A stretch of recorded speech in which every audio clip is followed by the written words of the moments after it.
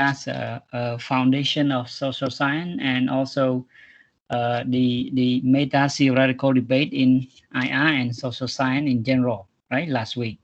And so this week we will move to the second part of our course, and that would be critical theory and postmodernism, right? And so I hope you have finished all the reading, or at least the first two reading, right? Reading one is chapter 9 in the first book, and reading two is a journal article which summarize the past, present, and future of critical IR series, right? And this article is quite convenient and also quite comprehensive, right? And very analytical, right? So give you an overall overview of the current development of IR series, especially critical IR series, right? And the third reading is chapter 6 and 7 of the other books, right? Another textbook, which is the chapter 6 is about critical theory and chapter 7 is postmodernism. You might wonder why I put critical theory and postmodernism together. And if you have gone through my lecture note, then I think you can make sense of these, right? In the last book, you would see that the author divide the two series in separate chapters. Chapter 6, critical theory, and chapter 7, postmodernism.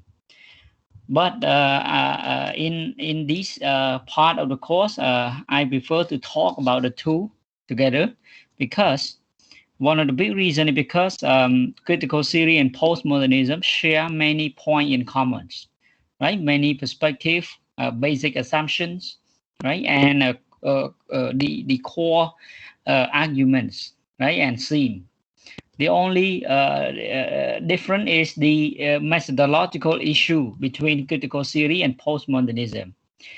Critical theory retains its strict methodological criteria, while postmodernism tends to focus more on deconstruction. That means unpack and take aside or take apart the meanings embedded in our speech, in our writing, and even the way we act, our behavioral patterns, gesture, and so on, right? And so postmodernism tend to be something like that.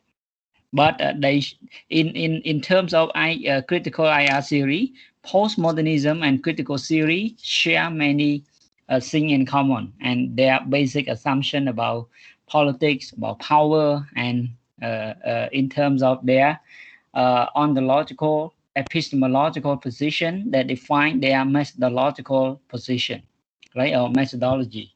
And that is why, right, critical theory and postmodernism are grouped together and discussed in this part two, second part of our course, or chapter 2 of our course, right? And this is the reason. Okay. All right. So let me give a brief overview of this chapter, right, or this second part of our course, right? We will look at critical theory and postmodernism, right? And so you can see in my lecture notes, the first point, I will be talking about the difference between critical international theory or critical international relation theory.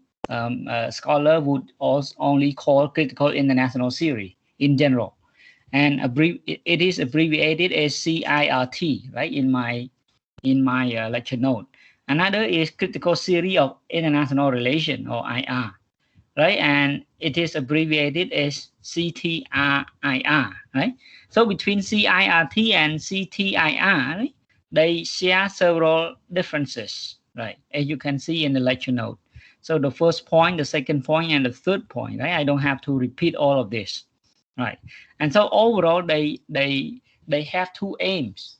One is to explain shifting empirical dynamic of governance, that means of global governance, and two is to understand social genesis of norms or events or crises that the world is facing now, right? And thus both the critical international relations theory or the critical theory of international relations claim to embark on the pluralistic project of emancipation in IR. So the critical IR theory actually claimed that this theoretical perspective provide the emancipatory projects, right? That means they look to emancipate the world, right? And they claim that the mainstream IR theory, like realism, liberalism, and economic structuralism, only take world politics and power consumption as it is, only take it for granted. They don't try to think about the way out of the box, right? They remain in that kind of mental box, thinking that politics is all about power struggle, about the role of state, right? And that is why the world is facing a lot of problems like that: war and destruction, violence and aggressions, and catastrophe. A lot of things like that. Like if we look back into the past world history, we realize that the world had been plagued and devastated by a series of war and aggression and violence and ignorance everywhere, right? And thus, because of this, critical IR theories thought that if we continue to conceptualize politics and power in terms of the mainstream IR theory, by using mainstream IR theory like realism, right, we will continue to be wired by this endless cycle of problem of war and violence and aggression and so on. And thus, the critical IR theories claim that only the theoretical perspective from their theory can emancipate the world. Emancipation here is close in meaning to the word liberation, to the word liberation, or the word understanding or comprehension of the world, right?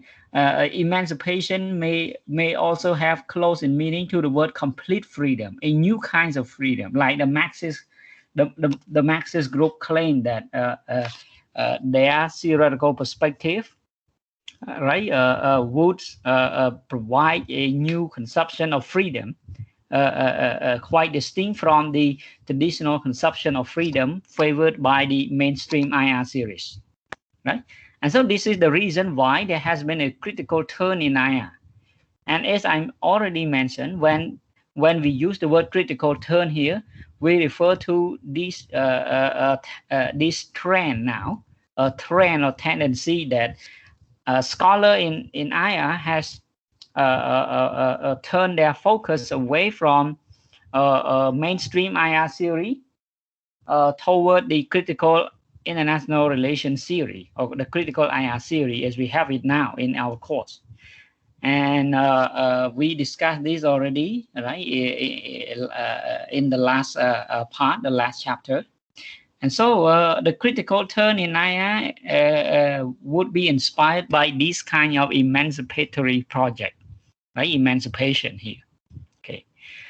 And so the author conclude that the CIRT are important toward the realization and formulation of normative and social requirements of the CTIRs, right? And this is a matter of argument, right?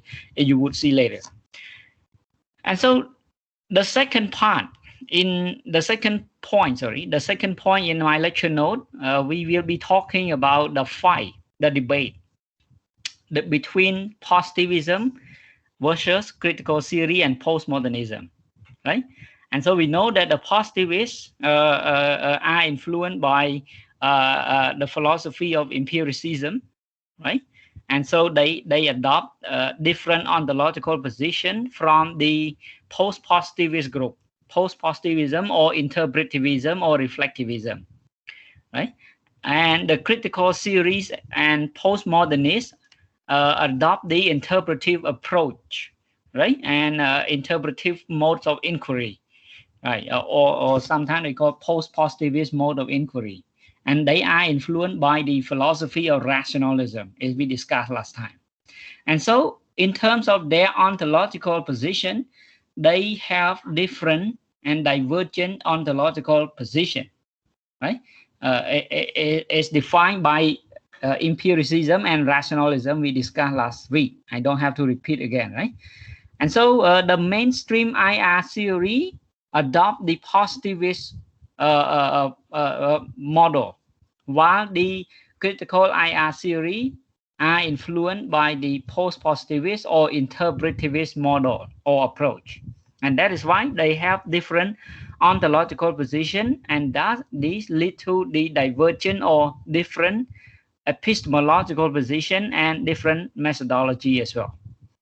So in this kind of debate, positivism received intellectual assault or attack from postmodernism and critical theory on three grounds. So they give three grounds or three reasons why they reject positivism as the valid model of science or valid modes of social inquiry. So here, those are the reasons that you can see. One is separate facts from value. Two, is define and operationalize concept into precisely and accurately measurable variable. And three, is test true claim in terms of hypothesis drawn from theory. Right. So this is what we discussed last week. Okay. And in return, the positivist group reject postmodernism and critical theory, and the critical IR theory came in general on two grounds, right? There are two grounds or two reasons why they reject the interpretivist approach in social science, or they reject post-positivism or interpretivism or reflectivism in social science. Why? In here, okay? And so they narrow down this, right? In terms of IR theory, the mainstream IR theory that adopt positivist model of science and positivist mode of inquiry have been criticized and attacked by the critical theory IR theory that adopt interpretivist model of inquiry, right? And these their fight is actually influenced by the debate in philosophy of science. Then they come to arrive at different conception of world politics, and they define their methodology differently, as you can see in here. And so here, what we see as a kind of meta-theoretical debate in IR is actually inspired by the debate in philosophy of science, right? Positivism has been called American-style value-free modes of inquiry, right? Or model of science, value-free, right? What is mean by this? Positivism was actually born and popular in the U.S. and in the West in general. And later on, as we discussed last time, from the 1960s, positivism will become the agree upon valid model of social inquiry, not just in the natural science, but also in the social science. So the positivist model become the valid model of science and dominate our scholarship, our research program in various universities. So people call positivism as American-style value-free modes of or model of science or mode of inquiry. So what they mean by value-free here? The word value-free here means that our research finding, our theory concept, right, and our study results should be free from our prior knowledge, should be free and independent from our feeling, our emotion, cultural value, social norm, nationalistic sentiments, and so on. This is what they mean by the word value.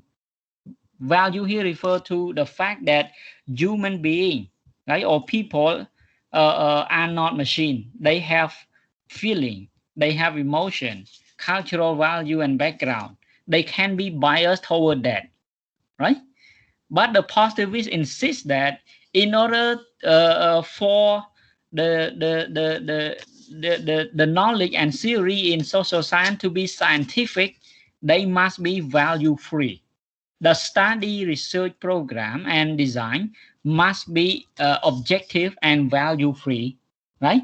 And so they stress on the level of objectivity achieved in the natural science, and this must be achieved in the social science and the study of social process as well, right? This is called positivism, right? Or they call American style value free model of science, or modes of social inquiry, right? But then this kind of aspiration from the positivist group has been criticized and rejected by the interpretivists, by the critical IR theory, postmodernism, and so on these two grounds, on these three grounds, sorry. And so the debate is still on here, right, between this. And this is the reason why we when we study the critical IR theory, like critical theory and postmodernism, like Marxism, post-structuralism, post-colonialism, feminism, constructivism, critical security study, right? And when we study all of these critical camp, right, we can call critical camp, because the critical IR theory would include all of this. When we study all of this, we have something to do with the positivist paradigm or positivist approach. We always compare this to the positivist, and thus they say it take issue with positivism all the time, right? Right. And so this is, I think, the overall picture of what we are doing now, right? And the debate between positivism versus critical theory and postmodernism, right? And so in IR theory, the first group, the mainstream IR theory, realism, liberalism, economic structuralism, are actually influenced and shaped by positivism, right? And so they accept the truth about world politics, about the existence of independent state in world politics, and the fact that state still play central role in world politics, right?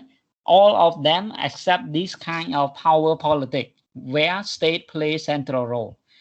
So all of them accept this fact for granted, that the state-centric politics here, state-centric world politics remains strong to the mainstream IR theory like realism, right? Liberalism or economic structuralism.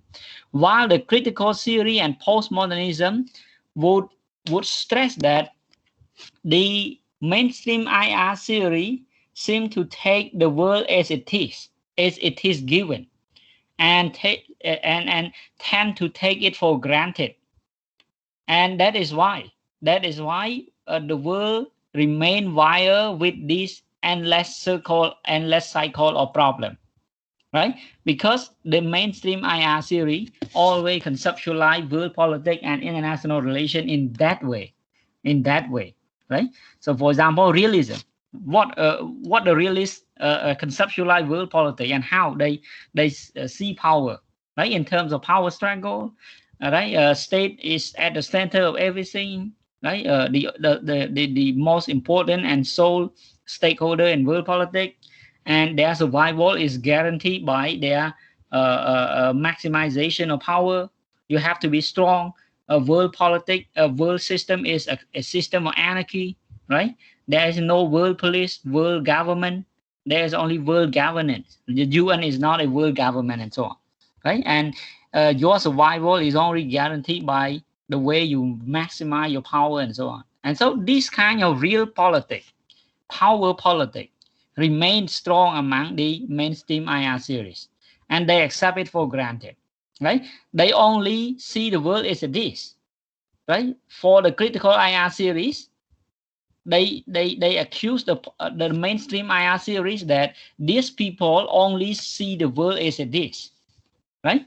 Only take it for granted, and react to the world as it is.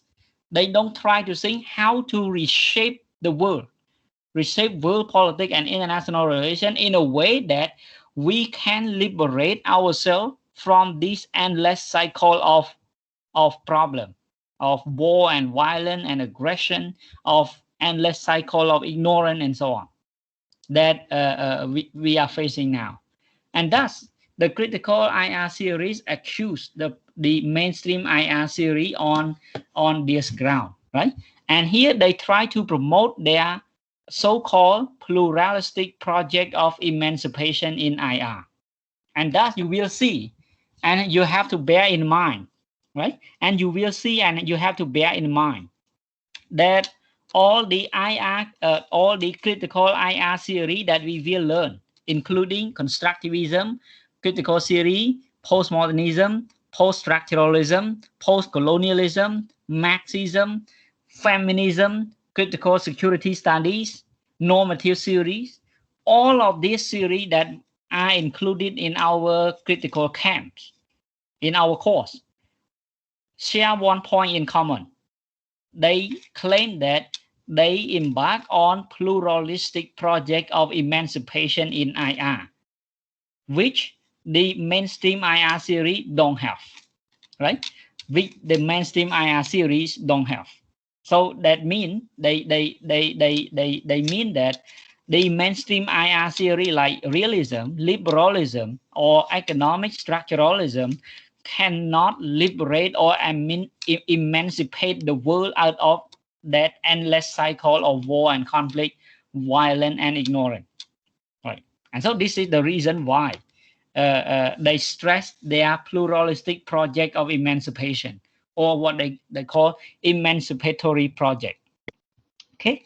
And so this is the conflict in IR theory now, that here.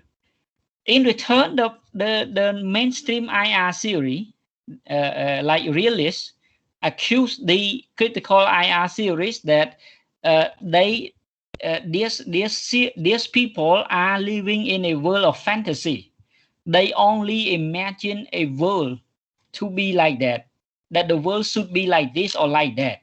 But in reality, in the real world out there, you are living in a world of independent state, where state plays central role in world politics. You cannot avoid this kind of fact, right?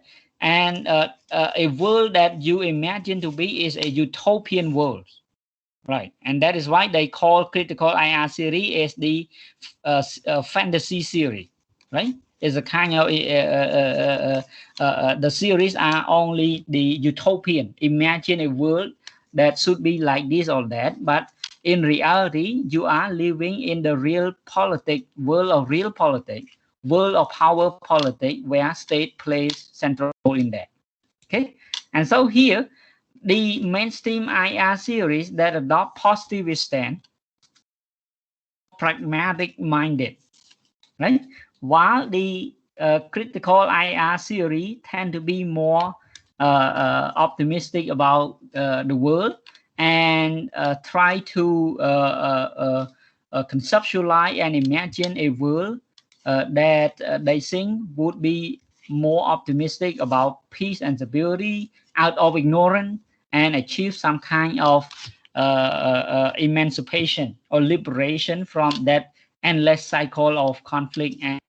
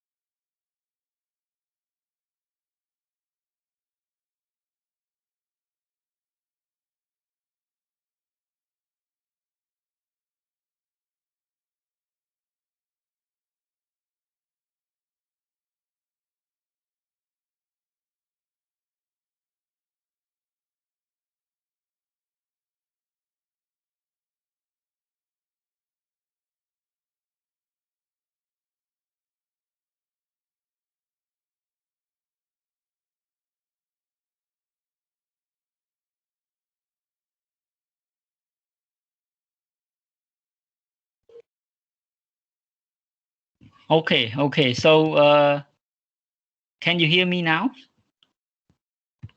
Yes, sir. Yes, sir. Yeah, Yes, and sir. could you hear me what I talk about just before this? No, sir. A few moments ago, you just go silent. Oh, really? So something went wrong. Yes, That sir. About 2 minutes ago, sir. I see. So I was talking about what we are focusing on now. First is the difference between critical IR theory and the critical theory of IR. Did you hear that? And then I talk about the debate between positivism versus critical theory and postmodernism. And Sir, we get to the point that you say that the world is run by independent state, sir. I see, I see. So that's the second point, right? And so the third point, we go to the basic assumption of critical IR theory, right? And postmodernism. The fourth point, we look at the difference between critical theory and postmodernism, right? And I include that point here, right? And then the fifth point, we look at the trajectory in critical IR theory, right? Here, the word trajectory here refer to the direct meaning. The direct meaning of trajectory refer to the path or the something that is left after you move, or someone or something move, and then something is left, right? The path or the sign that is left after you move អញ្ចឹងជាកន្លងឬក៏ជាកន្លងឬផ្លូវដែលបន្សល់ទុកនៅពេលដែលយើងធ្វើចលនាឬធ្វើដំណើរអាហ្នឹងគេហៅ trajectory. For example, the snake move and then it it leave behind the sign or the path that after it move, trajectory. But when we use the word trajectory in our context here, we refer to the group of theory that leads to the emergence of critical IR theory, or the group of theoretical perspective that contribute to the emergence and development of critical IR theory. And here we look at four core strands or types of critical IR theory, right? And so the word strand here is a German word, and then it is used in English as well, and it is close in meaning to the word type or kind or sort. So here we will look at four theoretical perspectives or group of theory that contribute to the emergence and development of critical IR theory. Here and then we will make sense of the nature of critical IR theory. Why we have this? So the first is the Frankfurt School, okay, and Frankfurt School. And here I summarize the basic component of Frankfurt School IR from Linklater in this lecture note, and also the idea from Robert Koch and Mark Kaufman, and so on. Right in your book, in the book chapter 9 of the first book, you will read about the Frankfurt School as well from page 172 until 74, right? And you will be reading about the Frankfurt School, the first generation series of Frankfurt School, and the later generation, right? In including Walter Benjamin, Mark Horkheimer, Adorno, Theodore Adorno, and then Robert Cox, and then Marcus, and then the one of the most influential one was the Jürgen Habermas communicative action theory, right? Jürgen Habermas, and then you will be reading about these scholars and their idea and theory related to this Frankfurt School.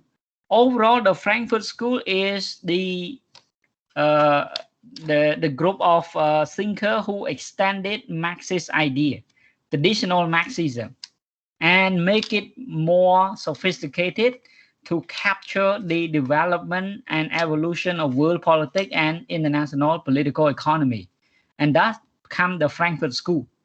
So Frankfurt, I think you heard about Frankfurt, right? Is one of the beautiful city in Germany. Frankfurt, down in the southern part of Germany. Frankfurt, very beautiful city. Okay, and so the Frankfurt School here is comprised of the German thinker, German philosopher, and German Marxists who are influenced by Marxism, Marxist idea, and who revise the traditional Marxism to have a better theoretical framework and conceptual analysis framework to explain world politics and international relation. And this is the Frankfurt School, right? And then it made a lot of contribution to the emergence and development of critical international relations theory or critical IR theory here. And this is the first group, right? You will read in this chapter and also in the lecture note, as you can see. The second group of theory is called Neo-Gramscian theory, right?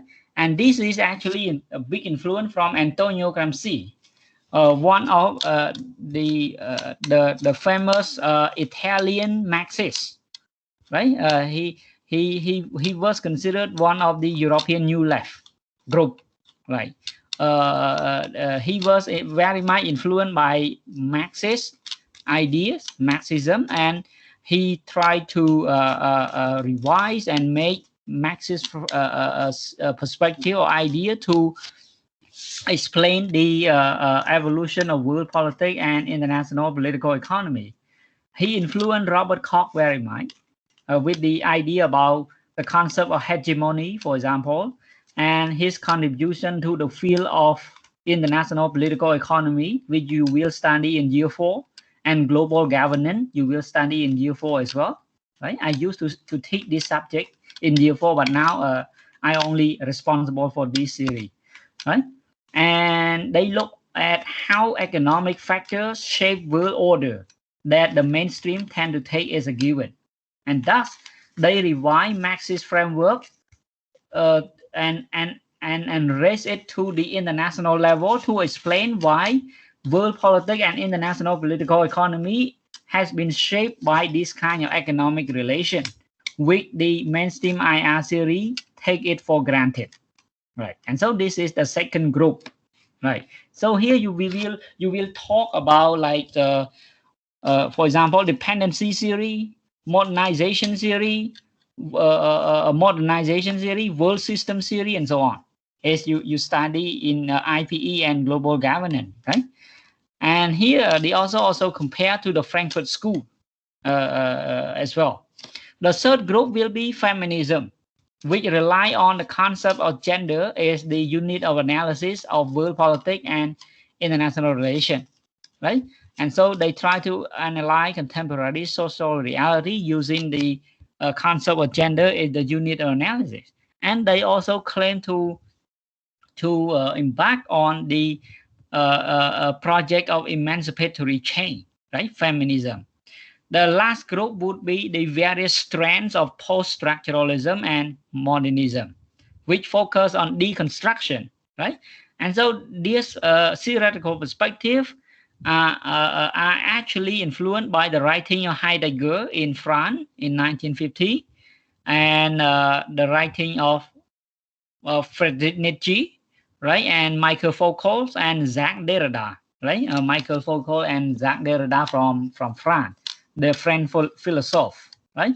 And then Richard Hasley, who also provides some perspective about this kind of post-structuralist idea and how it contributes to the development of critical IR theory in here, right?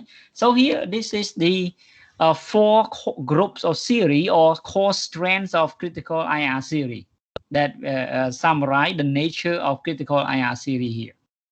Then the last part, I look at the reaction to critical theory. We look at the criticism and challenges of critical IR theory, right? The 3 challenges of critical IR theory provided by Frederick Kratochvil and Ronan Plan, the state-centric IR theory, the problem with state-centric IR theory favored by the mainstream IR theory like realism, right? And then we look at the springboarding, a catalyst of critical IR theory. Then the contribution critical IR theory have made in IR that make the discipline of IR more pluralistic, more promising, more analytical, and more unique in itself. Okay. And then the last point, we look at the assessment and immanent critique of critical IR theory. And you will be reading about all of this in this part of the course. Okay. And so this is just a brief introduction, a short introduction to our discussion here and in this part of the course.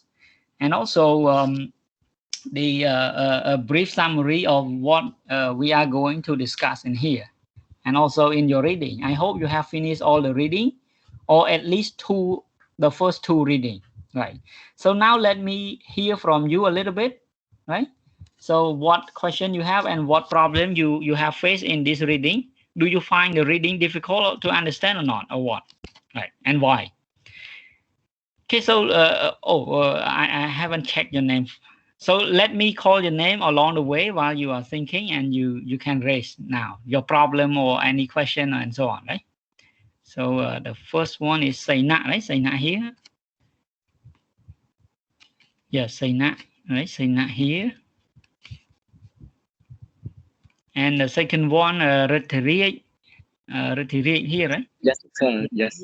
And next is Udom, right? Udom here. Next, Mùi Vui, right? Yes, Next is Siet Nan, right? Siet Nan here. Yes, sir.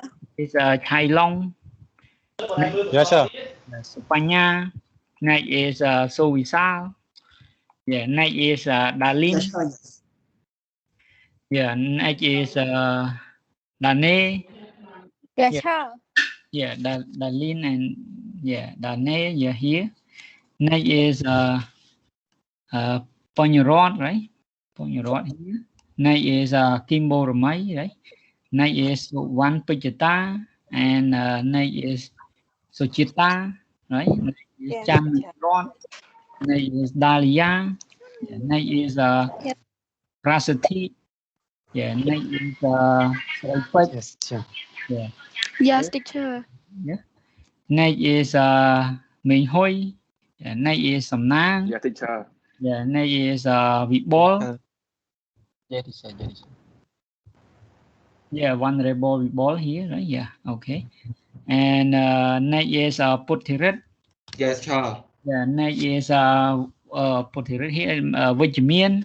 Yes, sir. Is Skarnitha. Yes. Next is Quang. Next is Rainy. Yes, sir. Yeah, next is Rainy, right? Rainy is here. Yes, teacher. Yeah. Then next is Sun Hu. Yes, teacher. Yeah, next is Vị Miên. Yeah. Yes, teacher. Next is Sok Matay. Yes, teacher. Yeah, next is Rang Say. Yes. Ida. Yes, sir. I'm here. Next is Virat Bot.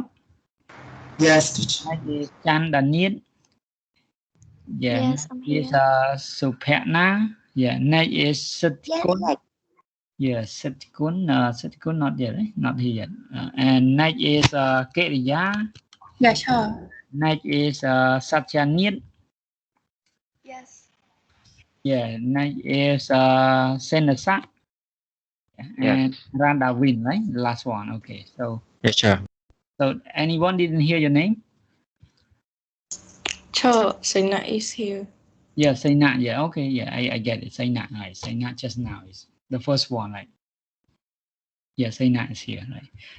Okay, so yeah, let me hear from you, right? How do you find the text, the reading? I mean.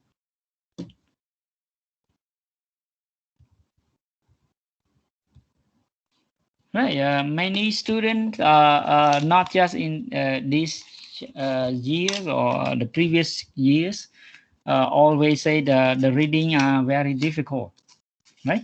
Very difficult to understand, right? Because they will encounter a lot of word that they don't know and they don't understand, and so they have to check it, and so it makes their reading so difficult. They have to struggle with this reading to understand the text, right? And I know that, right? Because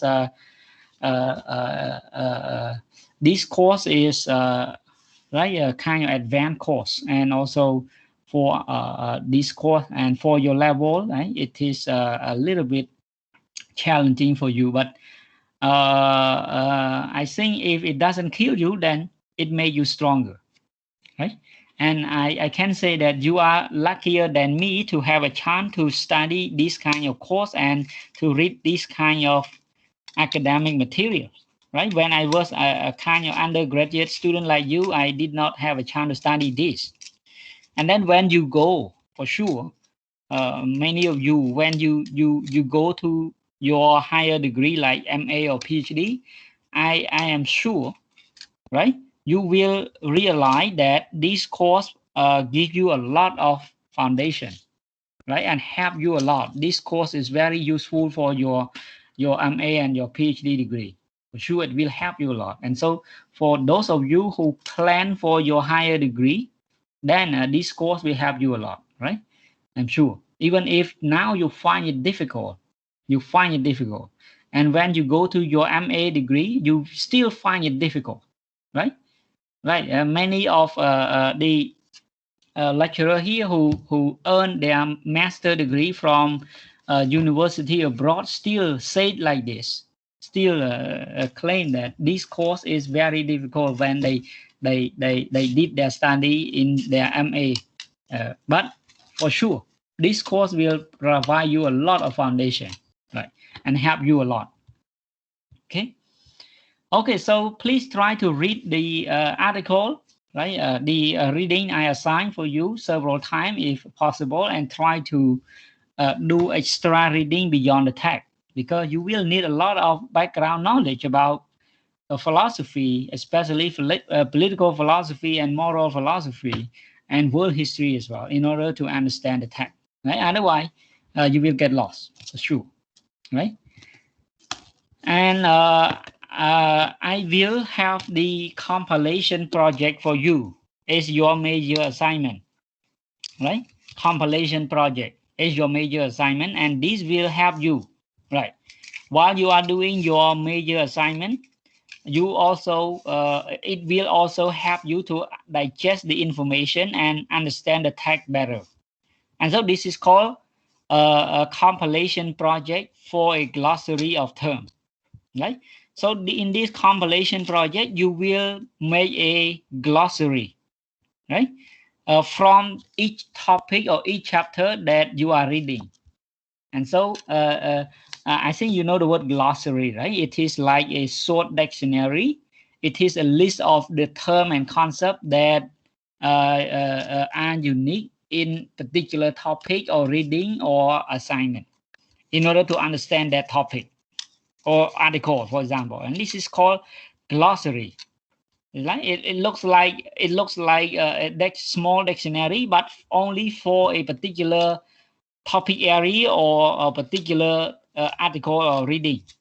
Right. So you will have to go through, scan through all the readings, materials, and then find the concept, the key concept, the word that you don't understand, and then you have to check for the meaning in the dictionary or any other material online or your dictionary in order to get the meaning.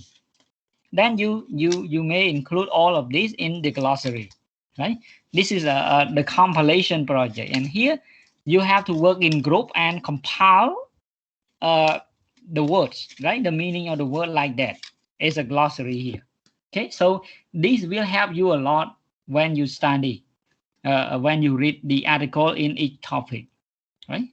And so we will need several groups in order to work on each chapter in this course, and you will compile the glossary for each chapter, and you will share with other group.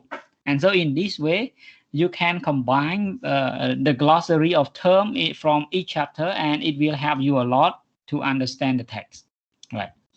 And so we should have started this compilation project very early from the beginning, but the thing is, I just get the idea and the problem from some student in another class, and thus I put this compilation project as your major assignment to help you, right?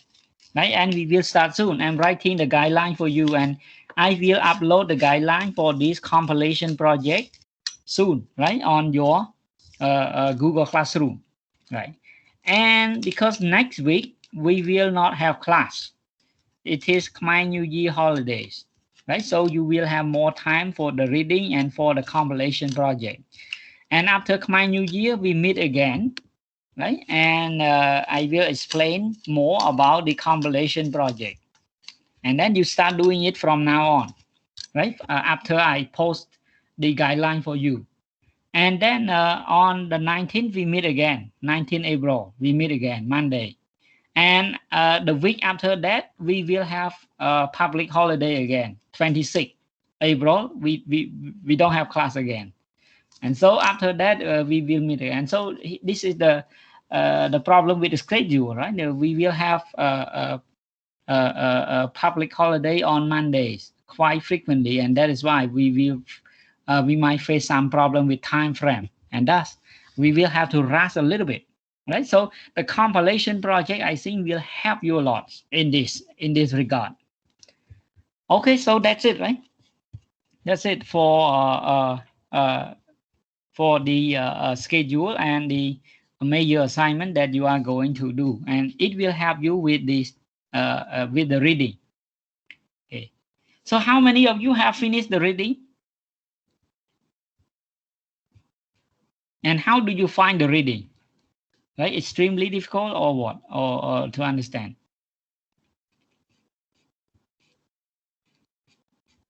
Yeah, and also any question from the reading of the article here, right?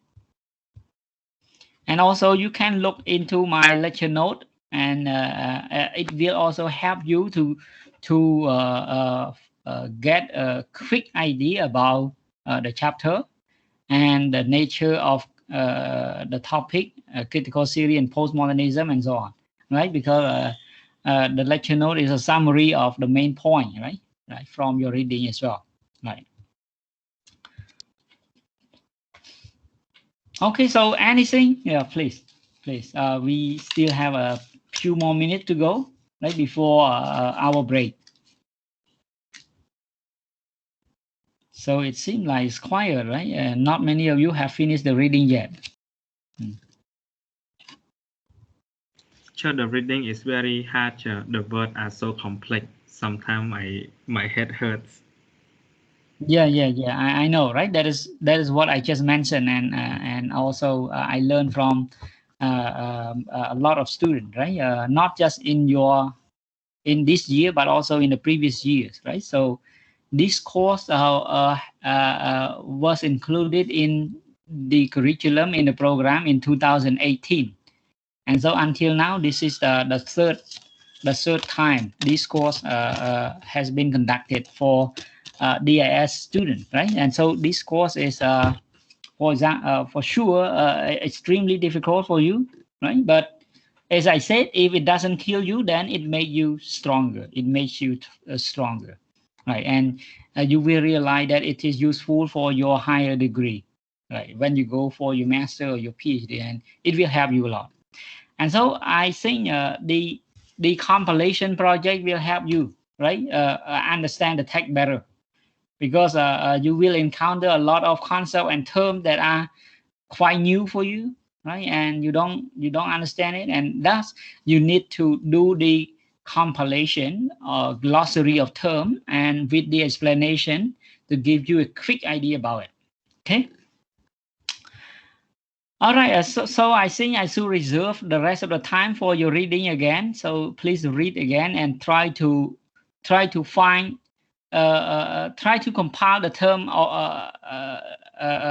beforehand. Like it is like that. When you go through the text and then you don't understand any term, then you can take note in your notebook. This term I don't understand, and I have to check the meaning in the dictionary, or on Google or in Wikipedia. But remember, explanation in Wikipedia might not be reliable, because it can be revised by anyone, and thus not reliable. So please look up into dictionary or some online encyclopedia like Stanford Encyclopedia of Philosophy and so on, that I would recommend. and then you will get the quick explanation, the quick idea. Then put it into your glossary. So compile it day by day like this, and then you will make a good glossary of terms for your chapter like this, right? And it will help you to understand the text a lot better. Okay. All right. So I think for today, right, I just give you this kind of guideline and also the information and the schedule, right, about our course and the several weeks to come, in which we will have a public holiday and so on, right? And thus, I should reserve the rest of the time for your self-study and your reading. So please spend the rest of the time for the reading and other academic purpose, right? And so for now, I will have to leave, right? And please enjoy your self-study time, right? And so thank you for joining and thank you for sharing the information for today. And see you by 19 April, right? 19 April after Khmer New Year, right? Monday, 19 April, we will come back, right? And I will upload your guideline, compilation guideline soon, right? After this class. Okay, so see you next time and goodbye for now and take care, right? And stay safe all together, right? Thank you.